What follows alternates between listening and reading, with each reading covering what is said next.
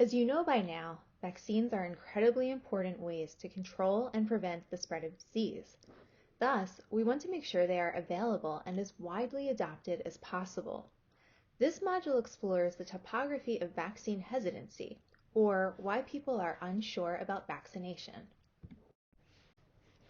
Although most people get vaccines recommended for themselves or their children, some feel unsure about this. This is known as vaccine hesitancy.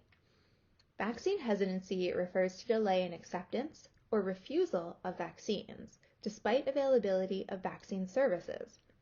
In other words, even though an individual may have total access to a vaccine, they may still avoid getting it. To give you a sense of the breadth of vaccine hesitancy in the United States, 5.6% of parents in the United States reported being very hesitant about childhood shots, and 13.8% reported being somewhat hesitant about childhood shots. Vaccine hesitancy can be thought of as a spectrum or continuum. On the one end are folks who get all of the recommended vaccines on the recommended timeline and have no uncertainties about this.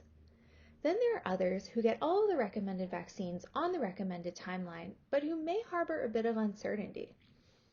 Then there are individuals who may get some recommended vaccines, but not others, or they may delay receiving some vaccines, but eventually get them.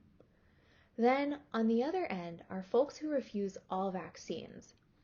As noted, there are not many individuals in the United States who refuse all vaccines entirely. Vaccine hesitancy is nothing new. It dates back to the late 1700s when the smallpox vaccine was developed. Even though this disease had a high death rate, there was still considerable backlash towards the vaccine. As you can see in the image on the left, there was particular resistance to the notion of compulsory vaccination.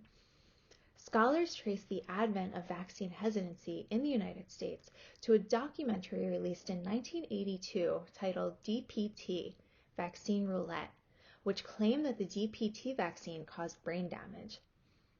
In 1998, Andrew Wakefield published a now retracted paper claiming an association between the MMR vaccine and autism, prompting another wave of renewed vaccine hesitancy. And today, of course, the current media landscape allows anti-vaccine sentiment to proliferate online. Since we know that vaccines are safe and effective disease prevention tools, why would an individual not want to receive one? The SAGE Working Group on Vaccine Hesitancy groups people's reasons for vaccine hesitancy into three categories: confidence, complacency, and convenience. We'll go through each of these one by one on the following slides. First, people may be hesitant about vaccines due to low vaccine confidence. This manifests in two ways. First, people may not believe that a vaccine is safe. In particular, there may be concerns that a vaccine will cause death or diseases such as autism, SIDS, or autoimmune disorders. Second, people may believe that a vaccine is ineffective. In other words, they may believe that the vaccine will do little to protect them against a disease. Both of these factors contribute to vaccine hesitancy. Next, individuals may be complacent about the threat of vaccine-preventable diseases. They may perceive their own likelihood of contracting a disease as low, or, if they do contract it, that it will be mild and not cause them much harm. This occurs in part because individuals may not have any first-hand experience with a particular disease. This lack of first-hand experience witnessing the harms of a vaccine-preventable disease can lead people to inaccurately assess their susceptibility to a disease and to underestimate the disease severity. The third set of reasons is categorized as convenience. People may avoid vaccines for factors related to the availability of those vaccines or how accessible the vaccine is. For instance, do they need to travel a long distance to obtain the vaccine? Is the vaccine only available to be administered during certain times or certain days? There may also be barriers due to affordability. An individual may refuse a vaccine if it is too expensive. The ability to understand information about the vaccine is critical as well. Is the information about the vaccine being communicated in an easy to understand way? If not, individuals may avoid the vaccine because they don't understand the vaccine's purpose or its safety and efficacy profile. There is also the issue of appeal of the immunization service. Put simply, immunizations may be delivered in more or less appealing settings. For some, an appealing setting may involve an easy check-in process, a clean and calm waiting room, and a kind and skilled healthcare professional who can administer the vaccine with minimal pain. A less appealing setting, for example, with a complicated check-in process with long wait times in a noisy waiting room and painful administration of a vaccine, could be a barrier to vaccination. There are several other reasons for vaccine hesitancy.